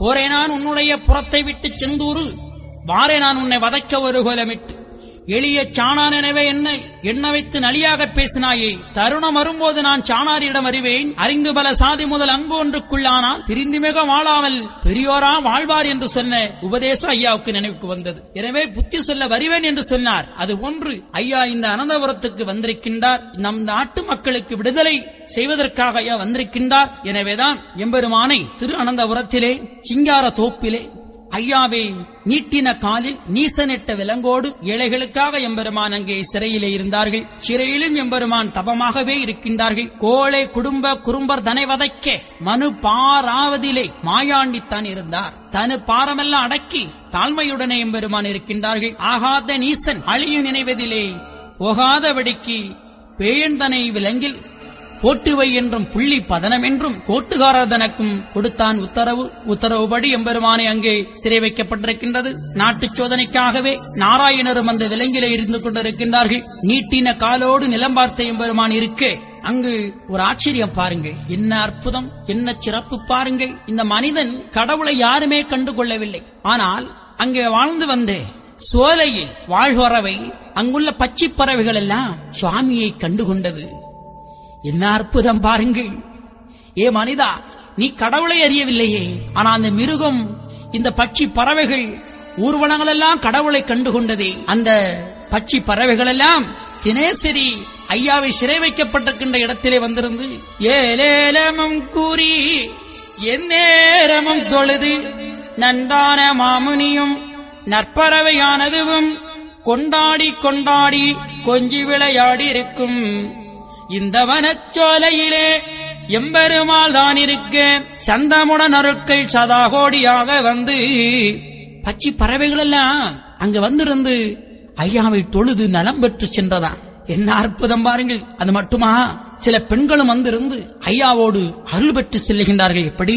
40 வயதானா பிள்ளை இல்லாதே இருந்தேன், காப்பது உன் பாதமென கண்டு தோழுத பின்பு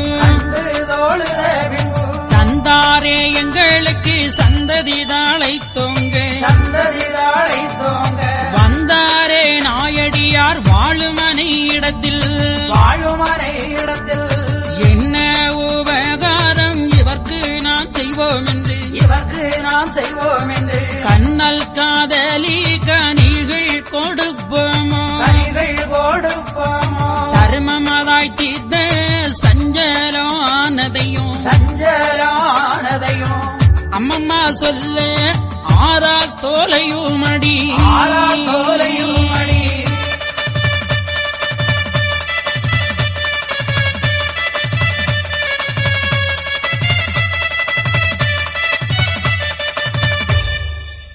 40 வயதாய் நான் பிள்ளை இல்லாதிருந்தேன், காப்பது உன் பாதமென கண்டு தொழுத பின்பு தந்தாரே எங்களுக்கு சந்ததி தலைத்தோங்க. 40 வயதாய் நான் பிள்ளை இல்லாமல் இருந்தேனே ஐயா, காப்பது உன் பாதமெனே வந்து உன்னுடைய திருவடிகளை நான் பணிந்தேன். இந்த ஊர்க்காரங்கள் எல்லாம் சேர்ந்து என்னை ஒதுக்கி வைத்தார்கள். இவள் மலடி என்று என் அருகில் கூட யாரும் வரமாட்டார்கள். அந்த காலம் அப்படிதான் ஐயா இருந்தது. ஒருவளுக்கு பிள்ளைகள் என்று வச்சுக்கிடுங்களே, அவளை மலடி என்று பட்டம் கட்டி ஒரு நல்ல காரியம் நடக்கக்கூடிய இடத்திலே அந்த அம்மையை வர சம்மதிக்க மாட்டார்கள். அந்த அம்மை எதுக்கு கூட போக மாட்டாங்க. அதே போல கணவன் இறந்த ஒரு பெண் போனால் கூட அவளுக்கு ஒரு வெள்ளை சேலையும் இல்ல ஒரு புளு கலர் சேலையும் கொடுத்து அந்த அம்மையும் ஒதுக்கி வைப்பார்கள்.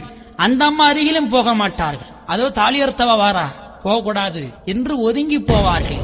அதுபோல் பிள்ளை இல்லாமல் வந்தக்கூடிய பெண்களையும் மலடி வாரா அவள் அருகிலே போகக்கூடாது, அவள் கையில இது வாங்கக்கூடாது என்று தீட்டு என்று தள்ளி வைக்கப்பட்ட சமூகம் தான் இந்த சமூகம். ஆனா இன்று அப்படி இருக்கின்றதா? இல்லை. இதுதான் ஐயா தந்த நமக்கு வழி. இன்னைக்கு பாருங்கள், ஒருவள் கணவனை இழந்தால் அவள் மறு கல்யாணம் செய்து கொள்ளலாம் இல்லையா? இன்னைக்கு பிள்ளை இல்லையா, இன்னைக்கு பாருங்க, இன்னைக்கு நிறைய செயற்கை மூலமாக குழந்தை பெறுகிறா. இதெல்லாம் பாருங்கள், இப்படி ஏகப்பட்ட சிறப்பு. யாருமே யாரும் இப்ப ஒதுக்கி வைக்கப்படுவது அல்ல, எல்லாம் சமமாக வந்து விட்டது. இதுதான் ஐயா வந்தது சிறப்பு. இதுவே நம்ம அறிய வேண்டும். எனவே நம்ம அழுதா ஊராரால் இந்த மலடி என்று ஒதுக்கி வைத்தார்கள். ஆனா ஐயாவை போய் நான் தொழுதேன், எனக்கு சந்ததி தலைத்தோங்க ஐயா எனக்கு பிள்ளை தந்தார். அது மட்டும் அல்லாமல் நான் வாழ்ந்து கொண்டிருக்கிற என்னுடைய இடத்துக்கும் நாம வாழ்ந்து கொண்டிருக்கிற நம்முடைய இடத்துக்கும் வந்தாரே என்று சந்தோஷப்பட்டார்கள். அதனால இவருக்கு ஏதாச்சும் உபகாரம் செய்யணும், இவருக்கு நாம் ஏதாவது ஒரு நன்றி கடன் செலுத்தணும் என்று எண்ணினார். என்று எண்ணி அந்த அம்மா கண்ணல் கதலி கனிவகைகள் கொடுப்போமா, தர்மமாதாய் தீர்த்த சஞ்சலமது ஆனதையும் அம்மம்மா சொல்ல ஆறால் தொலையுமோடி குட்டம் 18 குடித்த பதமொன்றானே கட்ட முதலாய் காணா பறந்ததுவி. எனவே இப்புதுமை செய்தவருக்கு கொப்பளிக்கு நோமுன்னை கூடாதே, இவரால் ஏதோ ஒரு தொழிலால் இவர் பம்மலாய் இருக்கிறார் என்று அந்த அம்மையர்கள் எண்ணி ஐயாவுக்கு நன்றி கடன் செலுத்தினார்கள். நாமனும் எனக்கு அப்படி இருக்கணும் ஐயா, நன்றி மறக்கக்கூடாது. ஐயா சொல்வார்கள், நன்றி சற்றும் இல்லாத நார வெறும் களி என்று சொன்னார்கள். நன்றியே இருக்காது. இன்னைக்கு நிறைய பேர் அப்படிதான் நன்றி இல்லாம போய்விட்டார்கள். நன்றி இருக்கும். ஐயா சொல்வார்கள், நன்றி மறவாதே நான் பெரிதென்று எண்ணாதே என்று. நன்றியோடு நம்ம இருக்கணும் அல்லவா? எனவே நன்றி மறப்பது நன்றன்று, நன்றல்ல அன்றே மறப்பது நன்று என்று வள்ளுவன் சொல்லுவான். எனவே அன்பர்களே, நன்றி மறவாதுங்கோ என்று ஐயா அற்புதமாக சொல்வார்கள். அது தக்கவாறு நாமெல்லாம் நடந்து கொள்ள வேண்டும். எனவே ஐயா சொல்வார்கள், என் பெயரு சொல்லி யாதொருவர் வந்தாலும் அன்போடு அன்னமிட்டு ஆதரிக்கும் பேரே நன்றாகும். என்னென்ன இடுக்கமாது அபாயமாது வந்தாலும் அந்நேர நாராயண ஆயனங்க நான் வருவேன் என்று சொல்வார்கள். நாமெல்லாம் தெரிந்து நன்றியோடும் தர்ம சிந்தனையோடும் வாழ வேண்டும். எனவே ஐயாவை இப்படி அந்த சிறையிலே வைத்திருக்கின்றார்கள். எல்லா மக்களும் ஐயாவை வந்து சூழ்ந்து நமஸ்காரம் செய்து பணிவிடைகள் செய்து அருள் பெற்று சென்றார்கள் அந்த மக்கள் எல்லாம். அப்போது மன்னன் சரடனை அழைத்து கொண்டு வந்த சாணானை இனி கொன்றுவிட வேண்டும். எத்தனையோ சோதனைகளை செய்தோம், அவனை கொல்லவிட முடியவில்லை. எத்தனையோ சோதனைகளை செய்தோம், அந்த சாணான் என்ற சாமியை கொல்ல முடியவில்லை. இனி ஏதாவது ஒரு சூச்சம் செஞ்சு இவரை கொல்ல வேண்டும் என்று எண்ணியே அந்த மன்னன் சரடனை அழைத்து, பேயனொரு சாணானை பிடித்துக் கொண்டு வந்தோம், தூய இரும்பு விலங்கதிலே போட்டு வைத்தோம், சுவாமி என்று பாவித்த சாணானந்தனை நாமும் காமியத்தால் வெறுத்த கடுவாயுதனை வருத்தி ஒரு பெரிய கடுவாயை கொண்டு வந்து இவனை கொன்றுவிட வேண்டும் என்று நினைக்கின்றான். தனக்கு ஏவல் புரிகின்ற ஏவலாளிகளை அழைத்து, இப்போது ஒரு நொடியில் 7 மலையும் தேடி வெற்போடு வெற்பெல்லாம் வேகமுடன் ஒரு பெரிய கடுவாயை வேங்கதனை பிடித்து இப்போது என் முன்னை கொண்டு நீங்கள் நிறுத்த வேண்டும் என்று அந்த ஏவல் புரிகின்ற ஏவலாளிக்கு உத்தரவிடுகின்றான். சேவகர்களும் ஆகட்டுமெனவே பயந்தார்கள். நாம போய் எப்படி கடுவாயை பிடிப்பது? கடுவாய் நம்மளை சும்மா விடுமா? கடுவாயை சும்மா பிடிக்க முடியுமா? முடியாதே. அதிலும் வேகத்திலும் பெரிய வேங்கையை எப்படி பிடிப்பது? ஆகா, நாம் என்ன செய்வது? நம்மளை கொன்று விடுவாரே மன்னன் என்று பயந்தார்கள் அந்த சிப்பாய். உடனடியாக இவர்கள் கடுவாயை பிடித்துக் கொண்டு வர வேண்டும். அதற்கு நாம் என்ன செய்யலாம் என்று யோசித்து சிறையிலே வைக்கப்பட்டிருந்த நாராயணரிடத்திலே வந்திருந்து அருள் வருகின்றார்கள். எப்படி? நாராயணரே நாங்கள் போகுங்க பேரா நடக்க வேணும், பெரிய திருமாலை உம்மை சோதிக்க ஒரு கடுவாய் கொண்டு வர செம்மையில்லா ராஜா சினமே அனுப்பினார்கள்.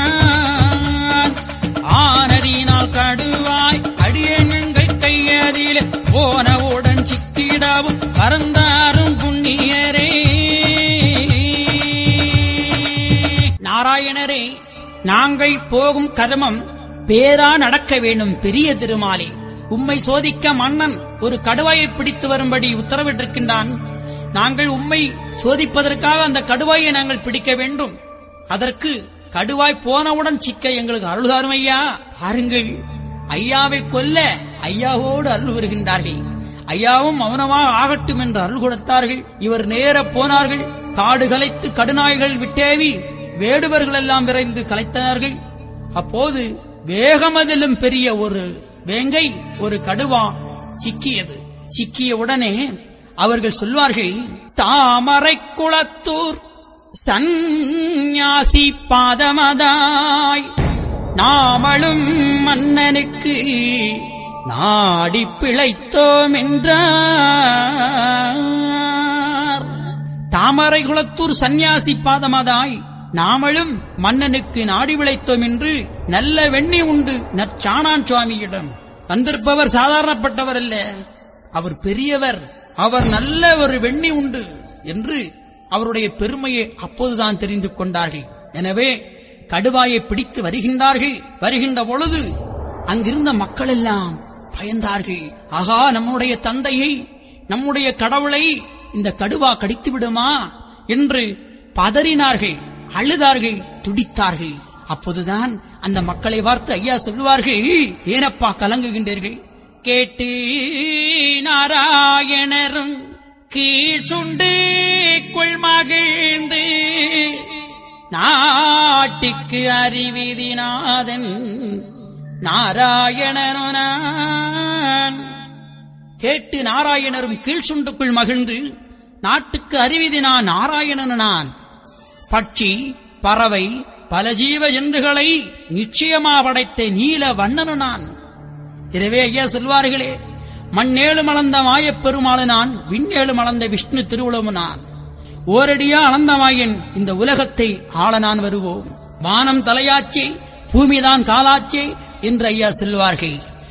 அவ்வாறே மக்களே, நீங்கள் கவலைப்படாதீர்கள். கீதையில் அர்ஜுனனுக்கு பகவான் கண்ணபிரான் உபதேசிக்கின்றார். எப்படி? நான் தேவர்களின் இந்திரனாக இருக்கின்றேன், கிரகங்களில் நான் சூரியனாயிருக்கின்றேன், நான் எல்லா உயிரினங்களுக்கும் ஆத்மாவாயிருக்கின்றேன், உயிரினங்களில் ஆரம்பமும் நானே, உயிரினங்களில் ஆரம்பமும் நானே, உயிரினங்களில் வாழ்க்கையும் நானே, உயிரினங்களில் முடிவு நானாக இருக்கின்றேன். வாயு தேவர்களில் தேஜஸாகவும் சந்திரனாகவும் இருக்கின்றேன். பொறி புலன்களில் நான் மனதாகவும் இருக்கின்றேன். மலைகளுக்கெல்லாம் நான் இமயமலையாகவும் இருக்கின்றேன். நான் ருத்திரங்களில் பரமசிவனாகவும் இருக்கின்றேன். எசர் அரக்கர் போன்றவர்களில் நான் குபேரனாகவும் இருக்கின்றேன். 8 வசுக்களில் நான் அக்னியாக இருக்கின்றேன். நான் எல்லா உயிரினங்களில் உணர்வாக இருக்கின்றேன். ஞான சக்தியாக இருக்கின்றேன். புரோகிதர்களில் சிறந்தவரான பிரகஸ்பதியும் நானாகவே இருக்கின்றேன் என்று சொல்லுவார்கள். கீதையிலே கண்ணன் சொல்வார்கள். எனவே எல்லாம் நானாக இருக்கின்றேன். எனவே மக்களை நீங்கள் பதறாதே இந்தனோட பாதகரே என்று சொல்லி இதராதே மாயவனார் இருந்தனார்கான் அம்மானே. எனவே எம்பெருமானப்படி இருக்க கடுவாயை கொண்டு வந்து அங்கே கொண்டு விட்டிருக்கின்றார்கள். மன்னனிடத்திலே சொல்லுகின்றார்கள். மன்னனோ கடுவாயை 3 நாள் பட்டினி போட்டு வைக்கும்படி உத்தரவிடுகின்றான். அது ஒன்று 3 நாட்கள் கடுவாய்க்கு இறை ஒன்றும் போடாமல் பட்டினி போட்டிருக்கின்றார்கள். பட்டினி போட்ட கடுவா அப்போதுதான் வேகமாக இருக்கும், நம்முடைய ஐயாவை பிடித்து கடிக்கும் என்று நினைத்தார்கள். அதுபோன்று கடுவாயை 3 நாட்கள் பட்டினி போட்டிருக்கின்றார்கள். எனவே ஐயா ஒரு கூட்டுக்குள்ளாகவும் கடுவா ஒரு கூட்டுக்குள்ளாகவும் இருக்கின்றது. ஐயாவை பிடித்து மீண்டும் அந்த கடுவா கூண்டுகளை அடைத்து அந்த கடுவாயை திறந்து விடுகின்றார்கள். ஆனால் அந்த கடுவாயோ சீறி பாய்ந்தது. ஆனால் ஐயாவை கடித்ததா? கடிக்கவில்லை. நீரிலத்தில் இந்த மனிதர்கள் என்னை அறியவில்லை என்றாலும் மின்னிலத்தில் நான் படைத்த இந்த மிருகம் என்னை அறியாதா? மிருகம் கண்டு கொண்டது இவர் கடவுள்தான் என்று. எனவே ஐயாவுடைய திருவாதத்தை மண்டியிட்டு முத்தமிட்டது. எனவே அதறி முழங்கியது. ஆனால் நீச பாவிகள் எல்லாம் ஓலையை போட்டார்கள், வெடியை கொளுத்தினார்கள், கம்பெடுத்து குத்தினார்கள், அதுக்கு கோபம் வரும்படி. ஆனா அதுக்கு ஒன்றுமே செய்யவில்லை. ஐயாவுடைய திருவாதத்தை மண்டியிட்டு கிடந்தன. இனி இந்த கடுவாயை இப்படி விட்டால் அவரை கடிக்காது என்று ஒருவன் எழுந்திருந்து ஈட்டியை எடுத்துக்கொண்டு மறுமுனையால் அந்த கடுவாயை குத்துகின்றான். அந்த கடுவாயோ அந்த ஈட்டியை கவியது. கடுவாய் இங்கிழுக்க, அவன் அங்கிழுக்க, இவன் அங்கிழுக்க, கடுவாய் இங்கிழுக்க. கடுவாய் திடீரென்று தன்னுடைய பிடியை விட்டது. கடுவாயினுடைய பிடியை விட்ட போது அந்த ஈட்டியானது அருகில் வேடிக்கை பார்த்துக் கொண்டிருந்த அந்த நம்பூதிரி மேல் பாய்ந்தது. அந்த ஈட்டியானது பாய்ந்த போது அந்த அந்தணன் அந்த இடத்திலே இறந்து விடுகின்றார். பாருங்கள், ஒருவரை கொல்லப் போகின்றார்கள். இந்த செய்தி எல்லாருக்கும் தெரிகின்றது. சொல்வார்கள், அர்த்த வெளியிடாதே, பாவத்தை காணாதே, பராக்கிரமம் காட்டாதே. பாவத்தை கண்ணால் கூட வேதத்தை படித்த ஒருவனும் பார்க்க கூடாது என்று சொல்லியிருக்கின்றார். ஆனால் ஐயாவை கொல்லப் போகின்றார்கள் என்று செய்தி எல்லோருக்கும் தெரிகின்றது. அந்தணன் என்றால் அறவோன் என்று அவை சொல்வார். அந்தணன் என்றால் வேதத்தை படித்தவன், அவன் தர்மத்தை நன்றாக தெரிந்தவன். அவன் உயிர் அங்க ஒருவனை கொல்லப் போகின்றார்கள் என்று செய்தியை கேட்ட போது எப்படி கொல்ல போறான், இவன் எப்படி சாக போறான் என்று பார்க்கலாம் ஐயா, இது பாவம் தானே. எனவே இந்த பிராமணர் படித்தும் தவறு செய்தார். அந்த பண்டாரத்தை எப்படி இந்த கடுவா கடிக்கும், அவர் எப்படி சாவார் என்பதை தெரிந்து கொள்ள அங்கே வந்தார். ஆனால் முடிவில் அவர் இறந்து கிடந்தார். இதுதான் உண்மை. வேதத்தை படித்த எவருமே தவறு செய்யக்கூடாது. அதன் வேதத்தின் வழி நடக்க வேண்டும். அதுதான் உயர்வு. கடவுளை உணர வேண்டுமா? அதன்படி வாழ்ந்து காட்டுங்கள் ஐயா. ஐயாவுடைய பிள்ளைகளே, நமக்கு நாமே திட்டம். தன்னை உணருங்கள், தலைவனை அறியலாம். வேதத்தை படித்த எவருமே தவறுகள் செய்யாதீர்கள். தன்னம்பிக்கையோடு வாழுங்கள். எல்லாம் சமம், எல்லாம் ஒன்று என்று நினைத்து பாருங்கள். அன்பர்களே, அந்தணன் என்றால் அறவோன். வேதத்தை படித்த நீ அந்த தவறை நீ பார்க்க கூடாதல்லவா? அந்த ஈட்டியானது அவரை குத்தியது. அவரும் மண்ணிலே இறந்து கிடந்தார். அப்போதுதான் மன்னனும் அப்படியே அயர்ந்து போனான். ஆகா, 1000 பசுவை அடித்து மிக கொன்றாலும் கூட தோஷம் இதல்ல ஒரு வேதியனை கொன்றது. 1000 பசுவை கொன்றா கூட பாவம் கிடையாது. ஒரு பிராமணனை, ஒரு வேதியனை கொன்றது பெரிய பாவமே. பாவத்தை ஏற்றுவிட்டோமே என்று அயர்ந்து அப்படியே அரண்மனையிலே போய் அமர்கின்றார். அமர்ந்த போது இனி அங்கு என்ன நடக்கிறது என்பதை ஐயா சொல்லுகின்றார்.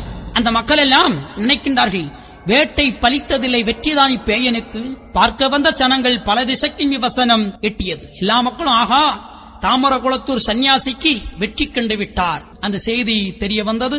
எனவே எம்பெருமானும் அங்கே இருக்கின்றார்கள் என்று மனமகிழ்ந்து எம்பெருமான் நாராயணரும் அன்று விசனம் அறிவித்தார். அன்போர்கள் கேட்டு நாராயணரும் கீழ் சுண்டு குள்மகிழ்ந்து ஆட்டுவோம் ஆட்டுவோங்கான் அல்லாமல் வேறுள்ளதோ. பாருங்கள் இந்த வார்த்தையை, ஆட்டுவோம் ஆட்டுவோங்கான் அல்லாமல் வேறுள்ளதோ. உன்னை ஆட்டுவது நான் தானே, நீசன் இத்தனை செய்கிறான், செய்ய வைக்கிறது அவன்தான். அதை தெரிந்து கொள்ள வேண்டும். அம்மை சரஸ்வதியை ஒரு திருவாசகத்தை எழுவதற்காக அந்த அம்மை அழைக்கின்றார்கள். அந்த அம்மா வந்து உடனே சொல்லுவா, ஆட்டுவானும் நீ அல்லவோ, ஆடுவானும் நீ அல்லவோ, ஓட்டுவானும் நீ அல்லவோ, ஓடுவானும் நீ அல்லவோ. ஆட்டுவானும் நீ அல்லவோ, ஆடுவானு நீ அல்லவோ, ஓட்டுவானு நீ அல்லவோ, ஓட வைப்பானு நீ அல்லவோ. அனைத்தையும் செய்வது கடவுள்தான். தனக்குள்ளிருந்து ஒரு காரியத்தை செய்து கொடுப்பவனும் அந்த கடவுள்தான். ஐயா தான் இத்தனையும் செய்கின்றார்கள். ஆட்டுவோம் ஆட்டுவோங்கான் அல்லாமல் வேறுள்ளதோ, நான் தான் அனைத்தையும் செய்து கொண்டிருக்கின்றேன் என்ற உண்மையை ஐயா மனதுக்குள்ளே நினைக்கின்றார்கள். அப்போது அங்கே மன்னன் அரண்மனையிலே சூர்ந்து உட்கார்ந்து கொண்டிருக்கின்றான். அன்று ஆயர்வாடியிலே எம்பெருமானுக்கு அமுது கொடுத்த ஒருவர் விதுரன் என்று சொல்வார்கள். அவரும் அங்கே அரண்மனையிலே பணிபுரியக்கூடியவர். உடனடியாக மன்னனிடத்திலே போய் ஐயாவை பற்றிய செய்திகளை சொல்லுகின்றார். சாணானின் நல்ல தன்மை மிகு மானவுள்ளோன், கோனா மனதுடையோன், குணமுடைய நல்லவன்கான், நேர்மை ஒழுங்குள்ளோன், நேர் சொல் ஒருவர்கான், ஓருமை உடையோன், உபகாரக்காரனவன், அதனால் இவரை விட்டுவிடுங்கள் அரசே என்று உத்தரவிடுகின்ற பொழுது அரசனும் மகிழ்ந்து ஆகட்டும் எனவே நினைத்துக் கொண்டு, இப்போது இவன் இனத்தில் எத்தனை பேர்கள் ஆனாலும் ஒப்போடு உறவா ஒத்திருந்து வாழ்வதெல்லாம் சர்ப்பம் போல் ஒத்த சகல சாதி தனக்கும் உத்தரவு என்று உபாயம் சொல்லாமல், மற்றும் ஒரு சாதிகளை வாவென்று உரையாமல், தன்னொரு சாதி தன்னோடு இருப்பதல்லால் பின்னொரு சாதி பிதன வைத்து பாராமல் இனத்துடன் சேர்ந்து இருப்பேனான் என்று சொல்லி ஒரு கைசீட்டை எழுதி கையெழுத்து வாங்கி அவனுடைய ஊருக்கு போகச் சொல் என்று சொல்லுகின்றான். ஐயாவோடு கொண்டு அந்த ஓலையை கொண்டு கொடுக்கின்றார்கள். ஐயா அதை படித்து பார்க்கின்றார்.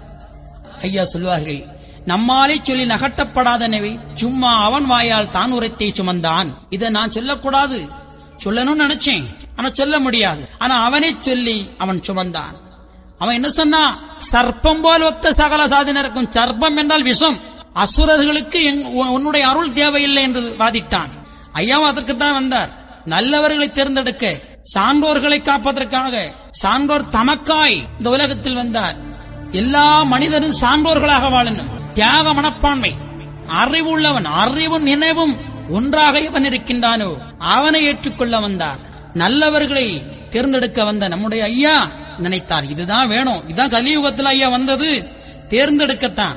நடுதீர்ப்பு கேட்பதற்கு நாள் எடுத்து வருகிறதப்பா, நடுதீர்ப்பு கேட்டவுடன் நாடாள நான் வருவேன், நான் தீர்ப்பு கேட்கும் வேலையிலே உத்தரவு சொல்ல திறமையாயிருங்க என்று சொல்வார்கள். சர்ப்பம் போல் ஒத்த சகல சாதின தனக்கும் உத்தரவு சொல்லக்கூடாது என்று சொன்னான். ஐயா அதை சம்மதித்தார்கள்.